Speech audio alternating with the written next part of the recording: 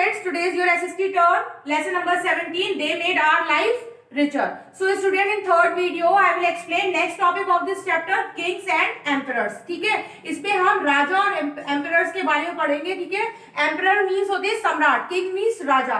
किसी भी पूरे एक स्टेट के किसी भी रूलर, किसी भी कोई भी स्टेट पे रूल करने वाला, राज करने वाला अपने पूरे साम्राज्य पे, उसको हम एम्परर बोलते हैं. ठीक है, तो हम किंग्स और एम्परर्स के बारे में पढ़ेंगे इस टॉपिक पे. So across the world there have been many rulers and emperors. तो पूरे वर्ल्ड में बहुत सारे रूलर थे, बहुत सारे एम्परर थे.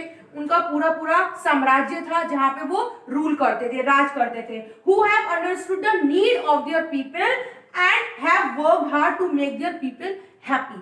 और बहुत सारे जितने भी रूलर्स थे, उन्होंने वहां के रहने वाले जो लोग थे, ठीक है, किसी भी साम्राज्य के जो लोग हैं, वहां का कोई राजा है, वो वहां के लोगों की नीड को देखता था कि वहां के लोगों की नीड क्या है, लोगों की जरूरत क्या है, और फिर उसके बाद उस पर काम करता था कि लोगों की नीड्स को कैसे पूरा किया जाए. लोगों की जो जरूरतें थी तो वो उनको पूरा करते थे and make their people happy, और जिससे वो लोग खुश भी रहेंगे. अगर कहीं का राजा है और वहां के रहने वाले लोग हैं, अगर वो उनको हैप्पी नहीं रखेगा तो वो उसको कैसे वोट देंगे. तो इसलिए वहां के लोगों को उनका ये काम था, वहां के जो रूलर थे और जो एम्परर्स थे पूरे वर्ल्ड में, जितने भी पहले टाइम में राजा और एम्परर्स रह चुके हैं, वो अपने लोगों की नीड्स को वो उस पर काम करते थे, नीड्स को जानते थे, और फिर उसके बाद अपने लोगों को कैसे उन्हें खुश करना है. तो let us read about few such Kings. तो हम कुछ किंग्स के बारे में पढ़ेंगे, राजाओं के बारे में पढ़ेंगे, जैसे emperor Ashoka and Akbar. So first one is emperor Ashoka. Emperor Ashoka के बारे में हम डिटेल में पढ़ेंगे. Okay, first topic is emperor Ashoka. So emperor Ashoka began his rule as a warrior. इन्होंने अपना जो शासन था वो स्टार्ट किया एज अ वॉरियर की तरह, योद्धा की तरह इन्होंने अपना रूल स्टार्ट किया. Who fought and won many battles ruthlessly. इन्होंने बहुत सारी बैटल्स लड़े, बहुत सारी लड़ाइयां लड़ी, युद्ध लड़े, और उसपे बहुत सारी, लेकिन वो सारे युद्ध कैसे थे? रूथलेसली थे. ठीक है, बहुत सारे उसमें बेगुनाह लोग मारे जाते थे, तो उन्होंने बहुत सारी लड़ाइयां जो है वो ऐसी लड़ी जो रूथलेसली थी. After a fight battle eight Kalinga. लेकिन जो कलिंगा का बैटल था, जो भयानक बैटल था कलिंगा का, जब वहां पे एक बहुत बड़ी लड़ाई हुई थी, बहुत बड़ा युद्ध हुआ था, he realized the cruelty of war and its effect on innocent people and gave up war. फिर उन्होंने उसके बाद ये रियलाइज किया, जब कलिंगा में ये बैटल हुआ था, ये लड़ाई हुई थी, उसमें इन्होंने ये रियलाइज किया कि वहां पर जो लड़ाई में लोग मारे गए थे, वो बहुत सारे इनोसेंट लोग मारे गए थे, जिनकी कोई गलती नहीं थी, और बहुत ही क्रुएलिटी के साथ, बहुत ही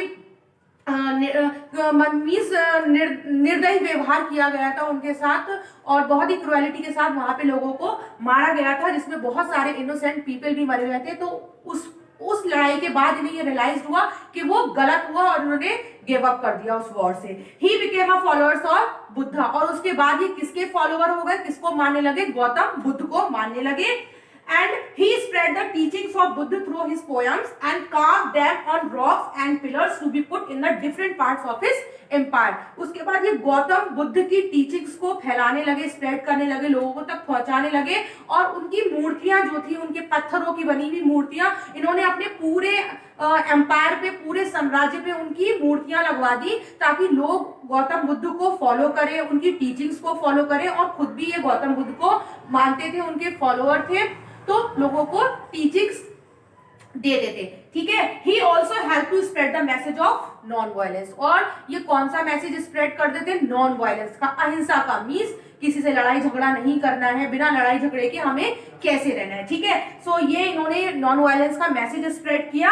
ही बिल्ट हॉस्पिटल्स. इन्होंने बहुत सारे हॉस्पिटल्स बनवाए, रोड्स बनवाई, धर्मशालास बनवाए. धर्मशालास मीन्स रेस्ट हाउसेस, जहाँ पे लोग रेस्ट करते हैं. जगह जगह पर रास्ते में बहुत सारी धर्मशाला बनाई, जहाँ पे राहगीर आने वाले लोग हैं वो वहां पे रुक के रेस्ट कर सकते थे. Wells and water tanks. इन्होंने बहुत सारे कुएं बनवाए, वाटर टैंक्स बनवाए for the welfare of his people. लोगों के वेलफेयर के लिए इन्होंने ये सारी चीजें बनवाई.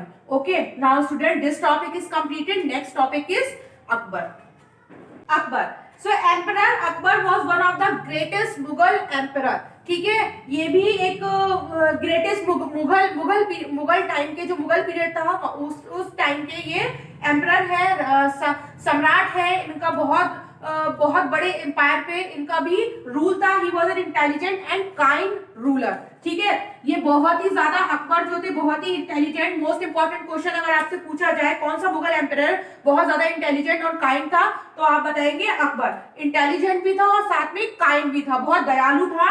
ही रिस्पेक्टेड ऑल रिलीजन्स, और जितने भी रिलीजन थे, जितने भी धर्म थे, सबकी रिस्पेक्ट करता था। Through Akbar could not read and right himself, लेकिन उसे खुद लिखना और पढ़ना नहीं आता था। ना वो लिख सकता था, ना उसे पढ़ना ही नहीं आता था, ना वो लिखना आता था, ठीक है। He encouraged people to practice art, music and literature, ठीक है। वो अनपढ़ था, उसे लिखना पढ़ना, ऐसा नहीं है कि वो हैंडीकैप था इसलिए उसे लिखना और देखना पढ़ना नहीं आता था।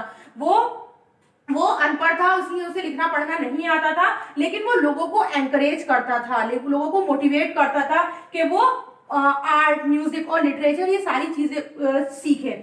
He worked hard for the welfare of his people, उन्होंने बहुत कठिन मेहनत करी लोगों के वेलफेयर के लिए, कि लोगों को क्या क्या नीड्स है, लोगों की जरूरतों को पूरा करा। And build many roads and sarais, और उन्होंने बहुत सारी रोड्स बनवाई और सराइज बनवाए। आपने रोड साइड देखे, बहुत सारे छोटे छोटे सराइज बनाए गए होते हैं। सराइज मीन्स भी रेस्ट रूम होते हैं, जो लोग राहगीर होते हैं उस रोड से निकल रहे हैं तो वहां पे वो रुककर रेस्ट कर सकते हैं, ठीक है। तो इन्होंने, राजा अकबर ने, इन्होंने बहुत सारे सराइज बनवाए थे, इन्होंने बहुत सारी रोड्स बनवाई थी। And he is remembered as a great leader, और आज भी लोग उन्हें ग्रेट लीडर के नाम से जानते हैं। Okay, now student, this topic is completed. Go through and revise it in next video. I will explain scientist.